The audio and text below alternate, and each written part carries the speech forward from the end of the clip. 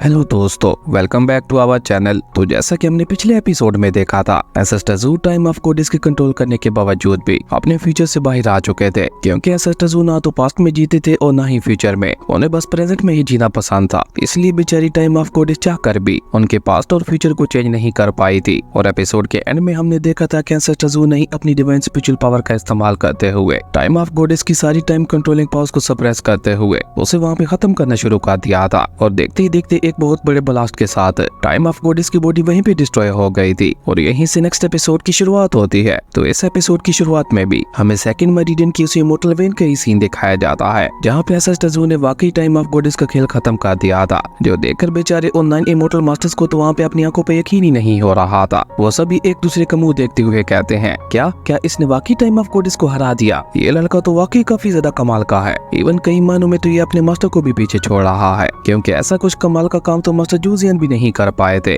जिसपे बाकी सभी इमॉर्टल मास्टर्स भी इसकी हाँ में हाँ मिलाते हुए कहते हैं कि तुम बिल्कुल ठीक कह रहे हो। इवन इस लड़के को देखकर तो अब मुझे ये भी यकीन हो गया है कि फ्यूचर बिल्कुल सेफ हाथों में है, जिसके चलते अब हम लोग आराम कर सकते हैं। लेकिन अभी वो सभी इमॉर्टल मास्टर्स इसी तरह से आपस में बातें कर ही रहे थे कि तभी अचानक ही वहाँ पे बहुत ही ज्यादा पावरफुल व्हाइट एनर्जी फैलने लगती है, जो कि सीधा वहाँ पे आगे बढ़ते हुए एंसेस्टर ज़ू तक आ रही थी। जो देखकर एंसेस्टर ज़ू भी पलटकर बहुत ही गौर से उस एनर्जी को देखने लगते हैं। लेकिन तब तक वो व्हाइट एनर्जी वहाँ पे चारों तरफ फैल चुकी थी। इवन एक समय तो ऐसा भी आ गया था कि बेचारे उन 9 इमॉर्टल मास्टर्स को अपनी आंखें तक भी बंद करनी पड़ी थी। पर जहाँ एक तरफ उस व्हाइट एनर्जी की वजह से वो 9 इमॉर्टल मास्टर्स अपनी आंखें नहीं खोल पा रहे थे, तो वहीं दूसरी तरफ वो व्हाइट एनर्जी वहाँ पे एंसेस्टर ज़ू को बहुत ही ज्यादा सुकून दे रही थी। इसलिए एंसेस्टर ज़ू भी धीरे धीरे वहाँ पे उसी व्हाइट एनर्जी की तरफ खींचे चले जा रहे थे। और असल में वो सारी एनर्जी वहाँ पे एक की से निकल रही थी, जो कि एक तरह से मास्टर जूजियन ने टाइम ऑफ कोडिस की बॉडी के अंदर ही छुपाई हुई थी, जिसके खत्म होती अब वो की भी वहाँ पे आजाद हो चुकी थी। उस की को देखकर जैसे ही एंसेस्टर ज़ू वहाँ पे उस की को लेने के लिए आगे बढ़ते हैं, तो वो 9 इमॉर्टल मास्टर्स वहाँ पे एंसेस्टर ज़ू से कहते हैं, तुम आगे तो बढ़ रहे हो, लेकिन आगे बढ़ते हुए एक बात का खास ध्यान रखना कि भले ही टाइम ऑफ कोडिस खत्म हो चुकी है, लेकिन उसने तुम्हें तुम्हारा जो फ्यूचर दिखाया था वो आगे चलकर सच भी हो सकता है, क्योंकि कोई भी आज तक अपनी किस्मत से नहीं बच पाया। लेकिन अब तुम्हारे पास पीछे हटने का भी कोई रास्ता नहीं है, इसलिए हम चाहते हैं कि तुम आगे जरूर बढ़ो। और आगे बढ़ते हुए तुम्हें चाहे जितनी मर्जी मुसीबतों का सामना करना पड़े, तुम्हें हार नहीं माननी। तुम्हें बस हमेशा आगे बढ़ता ही रहना होगा। और भले ही तुम्हारा फ्यूचर कितना ही ज्यादा डार्क क्यों ना हो, तुम्हें उसका भी मुकाबला करना होगा। लेकिन अभी वो सभी इमॉर्टल मास्टर्स वहाँ पे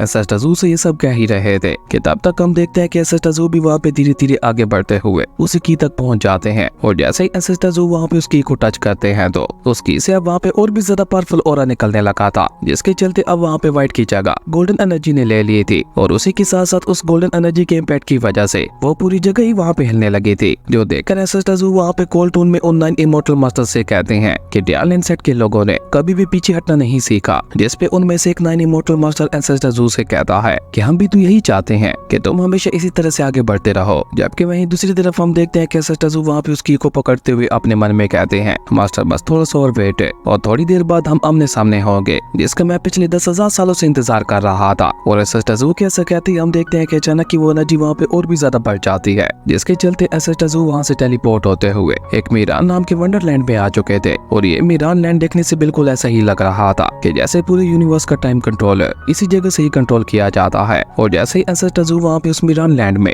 टेलीपोर्ट होते हैं, तो अचानक एंसेस्टर ज़ू को वहाँ पे अपने कानों में अपने बड़े भाई लिंग ज़ू की आवाज सुनाई देती है, जो कि वहाँ पे स्माइल करते हुए एंसेस्टर ज़ू से कह रहा था, जूनियर ब्रदर तो फाइनली तुम यहाँ पे आ ही गए, लेकिन मानना पड़ेगा तुमने बहुत ही जल्दी इस जगह को ढूंढ लिया। हालांकि मैंने ये कभी नहीं सोचा था कि तुम इतना जल्दी यहाँ तक आ पहुँचोगे। मुझे तो लगा था कि इस मीरान लैंड में आने के लिए अभी भी तुम्हें 1000 साल और लगेगा। लेकिन मुझे इस बात की ज्यादा हैरानगी नहीं हो रही, क्योंकि तुम तो हमेशा से ही हमारी उम्मीदों को गलत साबित करते हुए आए हो। अपने बड़े भाई की ये बात सुनकर एंसेस्टर ज़ू वहाँ पे उसे कोई भी रिस्पॉन्स नहीं देते, क्योंकि एंसेस्टर ज़ू को वहाँ पे इन बातों से कोई भी मतलब नहीं था। वो सीधा मुद्दे पे आते हुए अपने बड़े भाई से कहते हैं, तो तुम्हें मास्टर ने यहाँ पे भेजा होगा ताकि तुम यहीं पे रुककर मेरा इंतजार कर सको। तो बताओ मुझे अब की बार वो मुझे क्या कहना चाहते हैं और आखिर वो खुद कहाँ है? अब एंसेस्टर ज़ू की ये बात सुनकर बेचारा लिंग ज़ू भी वहाँ पे साफ साफ समझ चुका था कि मास्टर को ना देखकर उसका छोटा भाई कितना ज्यादा गुस्से में है। इसलिए लिंग ज़ू भी वहाँ पे थोड़ा घबराते हुए अपने मन में कहता है, मास्टर ये आपने क्या कर दिया? आपने एक बार फिर से मेरे छोटे भाई का गुस्सा शांत करने के लिए मुझे ही आगे कर दिया। अब पता नहीं ये इस बार मेरे साथ क्या क्या करेगा। आप जानते हैं ना कि इसके साथ डील करना कितना ज्यादा मुश्किल काम है। और ये सब सोचकर लिंग ज़ू अचानक ही वहाँ पे स्माइल करते हुए एंसेस्टर ज़ू से कहता है, डोंट वरी जूनियर ब्रदर, मैं अभी तुम्हें यहाँ पे सबको समझा देता हूँ। और ये कहकर लिंग ज़ू वहाँ पे एक चुटकी बजाता है, जहाँ उसकी चुटकी बजाते ही हम देखते हैं कि उसके आसपास की पूरी जगह वहाँ पे चेंज होने लगी थी और देखते ही देखते वो पूरा मिरान लैंड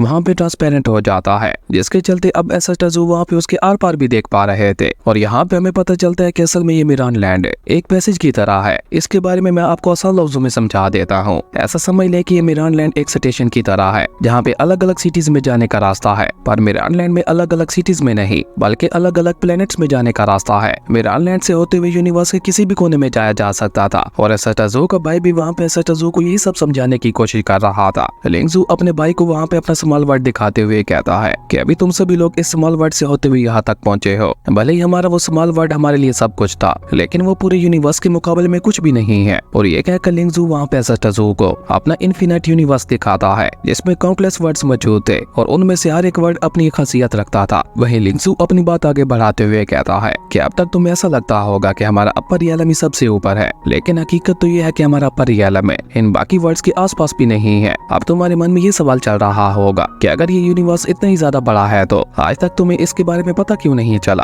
तो असल में हमारे स्मॉल वर्ल्ड के चारों तरफ एक हिडन बैरियर लगा हुआ था और इस तरह का बैरियर हर एक वर्ल्ड के चारों तरफ लगा हुआ होता है ताकि कोई भी एक वर्ल्ड दूसरे वर्ल्ड को खतरा ना पहुंचा सके। असल में मास्टर जूजियान ने ये कदम पूरे यूनिवर्स की हिफाजत के लिए उठाया था और उन्होंने ही इन हिडन बैरियर्स का निर्माण किया था और ये सब मास्टर जूजियान ने कहीं न कहीं तुम्हारे लिए ही किया था। अब अपने बड़े भाई की ये बात सुनकर एसेस्टाजू वहाँ पे कॉल टोन में उससे कहते हैं, तो इसका मतलब है कि अब तक मास्टर किसी आउटसाइड वर्ल्ड में थे, इसलिए अब तक मेरी उनके साथ मुलाकात नहीं हो सकी। पर कोई बात नहीं, अब जब ये की मेरे पास है तो मैं सीधा मास्टर के पास ही चला जाता हूँ। और ये कहकर जैसे ही एसेस्टाजू वहाँ पे एक बार फिर से उस की का इस्तेमाल करने की कोशिश करते हैं तो लिंगजू जल्दी से आगे बढ़कर अपने छोटे भाई को रोकते हुए कहता है कि अगर तुम यहाँ पे इस की का इस्तेमाल करते हुए टेलीपोर्टेशन पोर्टल को ओपन करते हो तो हमारे ये छुपा हुआ स्मॉल वर्ल्ड उसी समय यूनिवर्स की नजरों में आ जाएगा। और शायद तुम ये बात नहीं जानते कि आउटसाइड वर्ल्ड के कल्टीवेटर्स हमारे स्मॉल वर्ल्ड के कल्टीवेटर से बहुत ही ज्यादा पावरफुल हैं। उन्हें जब पता चलेगा कि इस तरह का एक स्मॉल वर्ल्ड आजादी से अपनी जिंदगी गुजार रहा है तो वो एक पल भी उसके ऊपर कब्जा करने में जाया नहीं करेंगे और हो सकता है वो सभी लोग बिल्कुल पागल बीस्ट की तरह हमारे उस स्मॉल वर्ल्ड के ऊपर अटैक करते हुए उसे खत्म भी कर दें। स्मॉल वर्ल्ड सिर्फ तब तक ही सुरक्षित था जब तक तुम वहाँ पे थे, और अगर सच मायनों में कहूँ तो मास्टर जूजियान ने वो वर्ल्ड बनाया ही तुम्हारे लिए था। अगर तुम चाहो तो तुम हमेशा हमेशा के लिए वहीं पे रह सकते हो,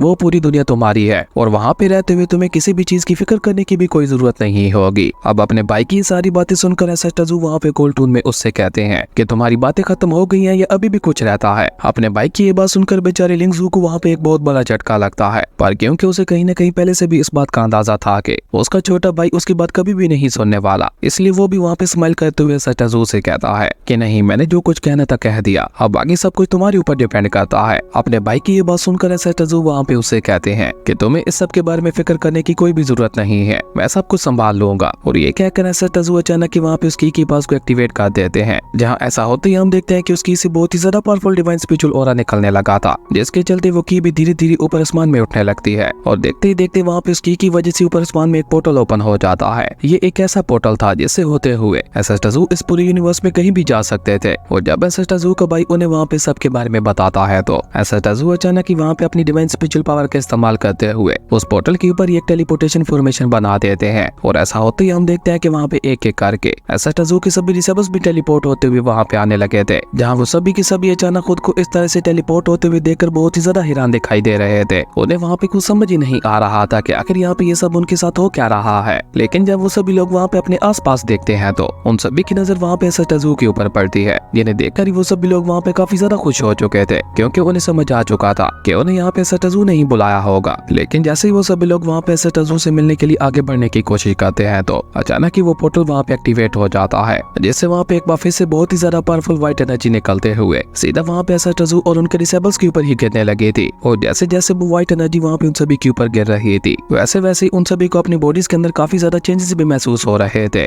जो देखकर वो सभी वहाँ पे हैरान होते हुए कहते हैं कि आखिर ये किस तरह की स्पिरिचुअल पावर है। इतनी प्योर स्पिरिचुअल पावर तो आज तक हमने अपनी लाइफ में कभी नहीं देखी। ये तो हमारी बॉडी की हर एक मरीजन को क्लीन करती जा रही है। अपने साथियों की ये बात सुनकर लीना भी वहाँ पे खुश होते हुए कहती है कि हाँ, तुम सभी लोग बिल्कुल ठीक कह रहे हो, ये स्पिरिचुअल पावर मेरी बॉडी को भी क्लीन कर रही है और ऊपर से इसे मैं चाह कर भी नहीं रोक पा रही। उन सभी की ये बातें सुनकर लिंगजू की फेस के ऊपर स्माइल आ जाती है और वो उन सभी को वहाँ पे बताता है कि असल में ये वो स्पिरिचुअल पावर है जिसका इस्तेमाल हमारे स्मॉल वर्ल्ड को बनाने के लिए किया गया था। मास्टर ने उस समय उस सारी एनर्जी को इकट्ठा करते हुए यहाँ पे आकर छुपा दिया था आज के ही दिन के लिए। असल में ये मास्टर जूजियान का तुम सभी के लिए एक छोटा सा गिफ्ट है, क्योंकि मास्टर जूजियान नहीं नहीं चाहते थे कि हमारे टैलेंट सेट के डिसेबल्स आउटसाइड वर्ल्ड के लोगों के सामने कमजोर पड़े, इसलिए उन्होंने तुम सभी को पहले से ही ताकतवर बनाने के लिए इंतजाम कर रखा था। अगर तुम सभी लोग डायरेक्ट ही आउटसाइड वर्ल्ड में जाते तो तुम लोग वहाँ पे एक पल भी नहीं टेक पाते और मास्टर जोसियन हमारे टैलेंट सेट के डिसेबल्स को ऐसे ही मरते हुए थोड़ी ना देख सकते थे। वहीं सबसे ज्यादा पावर तो वहाँ पे सेटाजू की बॉडी के अंदर जा रही थी और जैसे जैसे वो पावर वहाँ पे सेटाजू की बॉडी के अंदर जा रही थी वैसे वैसे ही हम देखते हैं कि अब धीरे धीरे सेटाजू की बॉडी भी ऊपर हवा में उठने लगती है। लेकिन साथ ही साथ अब सेटाजू को वहाँ पे ये भी एहसास हो गया था कि उनके डिसेबल्स अब ज्यादा देर तक उस एनर्जी को बर्दाश्त नहीं कर पाएंगे, इसलिए सेटाजू ने जल्दी से वहाँ पे अपने पास से कुछ डिवाइन पिल्स को बाहर निकाल कर उन्हें सीधे वहाँ पे अपने सभी डिसेबल्स को ही खिला दिया था, जिसके चलते अब उन सभी को वहाँ पे उस स्पिरिचुअल एनर्जी को रिफाइन करने में ज्यादा परेशानी का सामना नहीं करना पड़ेगा। और होता भी वहाँ पे बिल्कुल ऐसा ही है, क्योंकि जैसे ही वो सभी डिसेबल्स वहाँ पे उन पिल्स को खाते हैं तो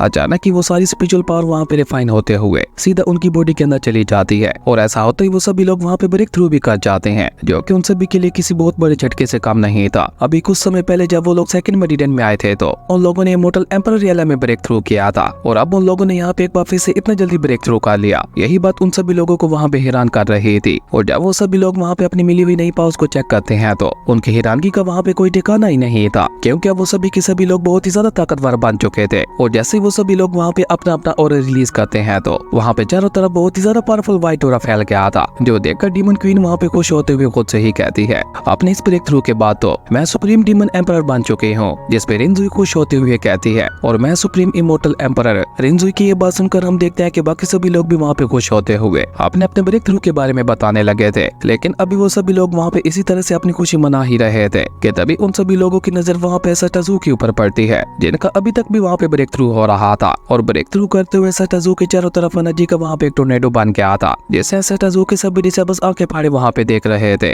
क्योंकि ऐसा कुछ उन्होंने आज तक अपनी लाइफ में कभी भी नहीं देखा था। और तभी लिंगजुई वहाँ पे अपने बाकी सभी साथियों से कहती है कि हम सभी लोग अपनी अपनी लिमिट्स को पुश करते हुए सुप्रीम इमॉर्टल एम्परर रियला में ब्रेक थ्रू कर चुके हैं तो इसका मतलब है कि आई फाइनली एसेस्टस हो भी अपनी लिमिट्स को पार करते हुए फाउंडेशन बिल्डिंग रियला में ब्रेक थ्रू कर जाएंगे। अब लिंगजुई की ये बात सुनकर तो सभी लोग वहाँ पे और भी ज्यादा एक्साइटेड हो जाते हैं और सबसे ज्यादा एक्साइटेड तो वहाँ पे लिंगा दिखाई दे रही थी, क्योंकि वो एसेस्टस की सबसे पुरानी डिसेबल थी और वो वहाँ पे एसेस्टस के लिए खुश होते हुए कहती है कि जब से मैंने टैलेंट सेट को ज्वाइन किया है तब से लेकर अब तक मैं एसेस्टस को की रिफाइनिंग पीरियड में ही देखते हुए आई हूँ, लेकिन फाइनली आज मैं उन्हें ब्रेक थ्रू करते हुए देख पाऊंगी, जो कि असल में मेरी लाइफ का सबसे बड़ा सपना भी था। जबकि वहीं दूसरी तरफ हम देखते हैं कि एसेस्टस की बॉडी लगातार वहाँ पे उस डिवाइन स्पिरिचुअल एनर्जी को अपने अंदर ऑब्जर्व किए ही जा रही थी, जिसके चलते हम देखते हैं कि अब एसेस्टस की बॉडी से वहाँ पे बहुत ही ज्यादा पावरफुल डिवाइन स्पिरिचुअल ऑरा निकलने लगा था, जो कि एसेस्टस की बॉडी से होता हुआ सीधा ऊपर आसमान की तरफ जाने लगा था। जो देखकर लिंगजू जल्दी से वहाँ पे एसेस्टस को रोकते हुए कहता है कि रुको रुको, ऐसा मत करो, अगर ये सब यहाँ पे ऐसा ही चलता रहा तो यूनिवर्स में सभी लोगों को तुम्हारी लोकेशन के बारे में पता चल जाएगा। लेकिन अब बहुत ज्यादा देर हो चुकी थी, क्योंकि अब तो एसेस्टस का डिवाइन स्पिरिचुअल ऑरा वहाँ पे मिरान लैंड के ऊपर लगे हुए बैरियर को भी तोड़ता हुआ सीधा ऊपर आसमान की तरफ जाने लगा था और एसेस्टस की इस डिवाइन स्पिरिचुअल ऑरा को पूरा यूनिवर्स सेंस कर पा रहा था। एसेस्टस का ऑरा जहाँ जहाँ से गुजर रहा था वो जगह बिल्कुल पहले की तरह ठीक होती जा रही थी। इसी बीच हमें वहाँ पे डार्क लैंड का भी सीन दिखाया जाता है, जहाँ पे आज तक कभी भी कोई रोशनी इंटर नहीं हुई थी, लेकिन आज फाइनली हजारों लाखों सालों बाद एसेस्टस के डिवाइन स्पिरिचुअल ऑरा ने डार्क रियलम के अंदर भी रोशनी फैला दी थी। और इसी बीच हमें वहाँ पे डार्क रियलम के अंदर एक डार्क अल्टर को भी दिखाया जाता है, जिसके ऊपर कुछ स्टैचूज भी बने हुए थे। असल में ये सभी के सभी डार्क सोल्स थे, जिन्होंने वहाँ पे एसेस्टस के उस डिवाइन स्पिरिचुअल ऑरा को महसूस कर लिया था और उसे महसूस करके वो सभी के सभी डार्क सोल्स बहुत ही ज्यादा हैरान दिखाई दे रहे थे। वो सभी वहाँ पे आपस में ही बातें करते हुए कहते हैं कि ये तो बिल्कुल वैसी ही स्पिरिचुअल पावर थी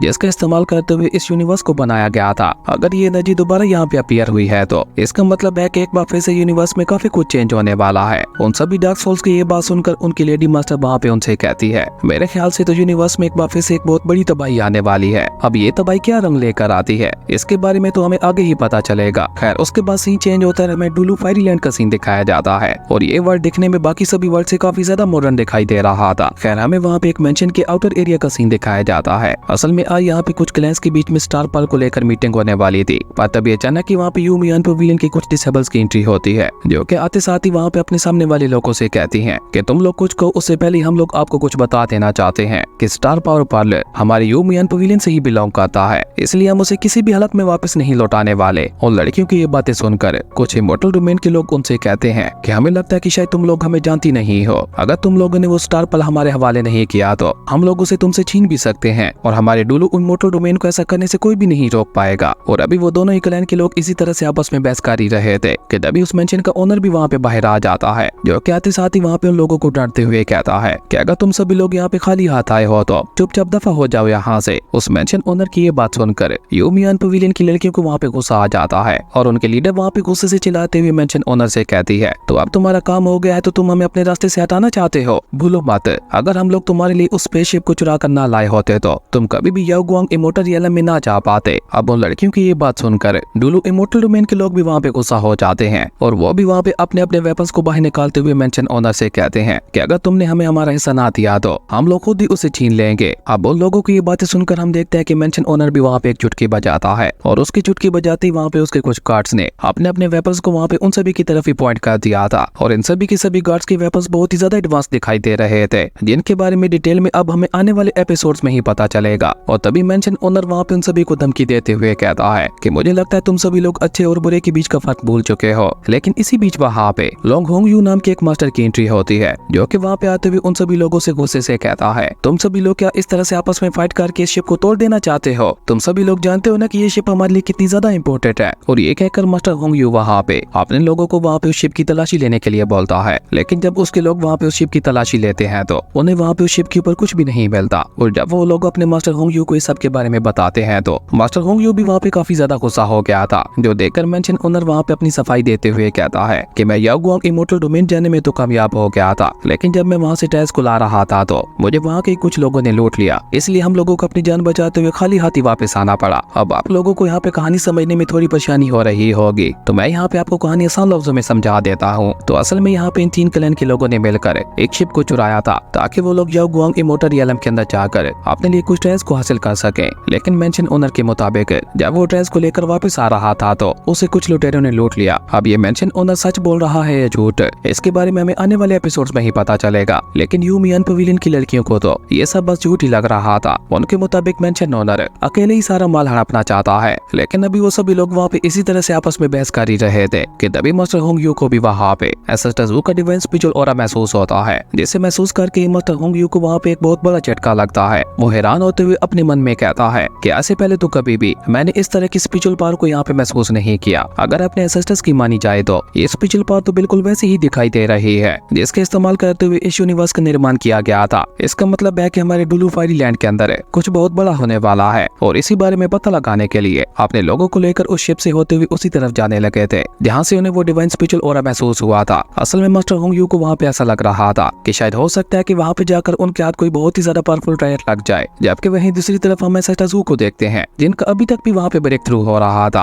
और उनकी बॉडी से अभी तक भी लगातार वहाँ पे उसी तरह से ही डिवाइन स्पिरिचुअल ऑरा रिलीज हो रहा था। इवन अब तो वो डिवाइन स्पिरिचुअल ऑरा इतना ज्यादा पावरफुल हो चुका था कि उसने वहाँ पे एसेस्टर्स के सभी डिसेबल्स को भी उठाकर पीछे फेंक दिया था, जिसके चलते अब बेचारे उन सभी लोगों का वहाँ पे अपने एसेस्टर्स के पास खड़ा रह पाना भी मुश्किल होता जा रहा था। लेकिन उसी के साथ साथ वो सभी लोग वहाँ पे काफी ज्यादा खुश भी दिखाई दे रहे थे क्योंकि ये ब्रेक थ्रू करने की निशानियां थी, जिसका मतलब था कि अब एसेस्टर्स वहाँ पे किसी भी पल ब्रेक थ्रू कर सकते थे। और फेंग तो वहाँ पे एक्साइटेड होते हुए कहता है, क्या लगता है तुम सभी लोगों को एसेस्टर्स कौन सी रियल में ब्रेक थ्रू करेंगे? और अभी फेंग वहाँ पे ये सब बोल ही रहा था कि तभी हम देखते हैं कि वहाँ पे एक बार फिर से बहुत ही ज्यादा पावरफुल एनर्जी रिलीज होती है, जिसके साथ ही फाइनली एसेस्टर्स वहाँ पे ब्रेक थ्रू कर चुके थे। और अपने इस ब्रेक थ्रू के बाद उनकी पूरी बॉडी वहाँ पे गोल्डन एनर्जी से ग्लो कर रही थी। ऐसा लग रहा था कि जैसे एसेस्टर्स गोल्डन एनर्जी का सोर्स हो और एसेस्टर्स के सभी डिसेबल्स तो आंखें फाड़े वहाँ पे ये नजारा देख रहे थे। जबकि हम देखते हैं कि अपने इस ब्रेक थ्रू के बाद फाइनली एसेस्टर्स का लुक भी चेंज हो गया था, जिसका हम लोग पिछले 168 एपिसोड से इंतजार कर रहे थे। वहीं जैसे एसेस्टर्स अपनी आंखें खोलते हैं तो उनकी आंखों से भी वहाँ पे बहुत ही ज्यादा पावरफुल गोल्डन एनर्जी रिलीज हो रही थी, जो देखकर सबसे पहले लिंगजू वहाँ पे आगे बढ़ते हुए अपने छोटे भाई एसेस्टर्स को कांग्रेट्स कहता है नेक्स्ट रियल में ब्रेक थ्रू करने के लिए, क्योंकि एसेस्टर्स का ये ब्रेक थ्रू वाकई काफी ज्यादा बड़ा दिखाई दे रहा था। लेकिन जब बेचारा लिंगजू वहाँ पे एसेस्टर्स से उनके ब्रेक थ्रू के बारे में पूछता है कि तुमने की रिफाइनिंग से कौन सी रियल में ब्रेक थ्रू किया है, तो एसेस्टर्स उसे वहाँ पे जवाब देते हुए बताते हैं कि मैंने की रिफाइनिंग के 10,000 लेवल में ब्रेक थ्रू कर लिया है। अब ये सुनकर तो बेचारे सभी लोगों की उम्मीदों के ऊपर पानी फेर जाता है, क्योंकि एसेस्टर्स एक बार फिर से फाउंडेशन बिल्डिंग रियल में ब्रेक थ्रू नहीं कर पाए थे। हालांकि सभी को उम्मीद थी कि इस बार तो एसेस्टर्स फाउंडेशन बिल्डिंग रियल में ब्रेक थ्रू कर ही जाएंगे, लेकिन इस बार भी ऐसा नहीं हो पाया। अब देखते हैं कि अब हमारे हेल गॉड को उनकी आगे की मंजिल कहाँ ले जाती है। अब यहाँ से कहानी और भी ज्यादा इंटरेस्टिंग होने वाली है। लेकिन अफसोस इसी कमाल के सीन के साथ हमारी अमेजिंग एपिसोड यहीं पे खत्म हो गया था। दोस्तों अगर आपको ये वीडियो अच्छी लगी तो लाइक कर दें और अगर चैनल पे नए आए हो तो सब्सक्राइब करते जाना। तो मिलते हैं एक नई वीडियो में, तब तक के लिए बाय।